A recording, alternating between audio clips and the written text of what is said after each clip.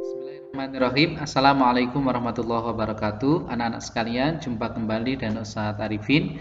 Setelah anak-anak mendapatkan libur panjang di hari Jumat, Sabtu, dan Ahad, Kamisnya termasuk libur meskipun ada satu tugas untuk membuat kaligrafi, tapi tetap waktu liburnya insya Allah maksimal. Anak-anak sekalian, setelah mendapatkan waktu libur, tubuhnya semoga sehat kembali, pikirannya lebih semangat, fokus dalam mengikuti pelajaran. Ustadz Arifin sampaikan ketika waktu liburan tolong dimanfaatkan untuk berlibur. Betul, jangan sampai kita membuat tubuh kita itu bekerja terus. Islam itu menganjurkan untuk merawat tubuh salah satunya dengan beristirahat, dengan menggunakan waktu libur dengan kegiatan yang anak-anak suka. Nek liburan, silahkan libur sesuai dengan kesenangan anak-anak. Hobinya apa silahkan lakukan.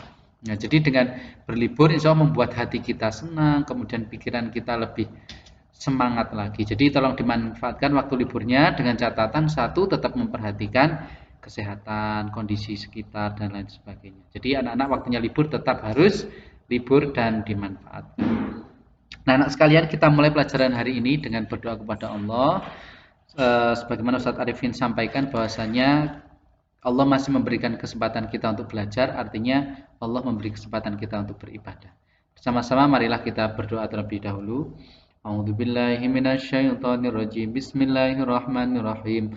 Raditu billahi rabba wa bil islami dina wa bi Muhammadin nabiyya wa rasula. Rabbi zidni ilma warzuqni fahma. Amin. Baiklah anak-anak sekalian, kita masih membahas di bab kelima tentang puasa Ramadan. Anak-anak sekalian, seperti yang Ustadz Arifin sudah sampaikan tentang puasa Ramadan ada banyak pembahasan, mulai dari wajib puasa apa, sunnah apa, kemudian puasa yang sunnah apa, puasa yang makruh, bahkan sampai ada derajat yang haram tidak boleh dilakukan juga ada. Nah, hari ini insya Allah penutup di bab tentang puasa. Ustadz Arifin tidak menambah materi, jadi insya Allah video ini singkat. Nanti anak-anak akan saya sampaikan materi tambahan sedikit, kemudian nanti ada evaluasi di bab tentang puasa. Anak-anak sekalian, seperti yang sudah terlihat di layar, ternyata setelah diteliti secara ilmiah oleh orang yang bukan Islam. Jadi dia meneliti bukan berdasarkan agama tapi berdasarkan sains. Didapatkan bahwasannya banyak manfaat puasa. Bahkan puasa itu merupakan syariat Islam tapi ternyata secara medis, secara kesehatan punya banyak manfaat. Nah, nanti mungkin bisa tanya orang tuanya yang kerja di rumah sakit atau di tempat kesehatan. Salah satunya adalah puasa itu bisa mengurangi resiko terkena diabetes tipe 2. Itu. Banyak sekarang orang yang terkena diabetes penyakit gula. Nah, itu dengan berpuasa bisa mengurangi resiko terkena diabetes. Yang kedua, mengurangi berat badan dan lemak. Jadi dengan membatasi jumlah makanan kita itu bukan membuat kita jadi sakit tapi malah membuat kita tambah sehat. Yang ketiga, berpotensi mencegah dan mengurangi resiko kanker. Nah, ini termasuk kanker ini salah satu penyebab kematian ada di deretan 5 tertinggi. Penyebab kematian orang-orang yang manusia yang ada di dunia ini. Jadi salah satunya adalah karena penyebab penyakit kanker. Itu bisa puasa bisa mengurangi resiko tersebut. Kemudian memperlambat proses penuaan. Jadi orang yang rajin puasa biasanya ketika dia menjelang tua itu tuanya dalam kondisi sehat. Umur 80 tapi masih jalannya tegap. Kemudian tidak mengeluhkan berbagai penyakit, tidak menggunakan kursi roda dan lain sebagainya. Itu salah satu manfaat puasa. Kemudian mengurangi resiko penyakit Alzheimer, Parkinson dan stroke.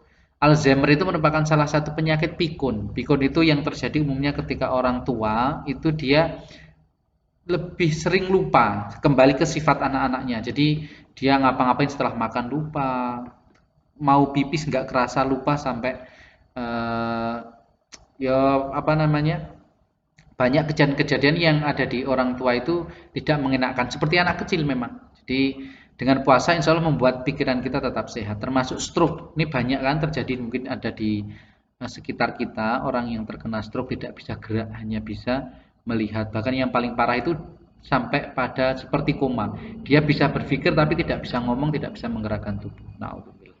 Kemudian mengurangi efek samping kemoterapi. Nah, kemoterapi ini salah satu terapi ketika orang terkena kanker biasanya.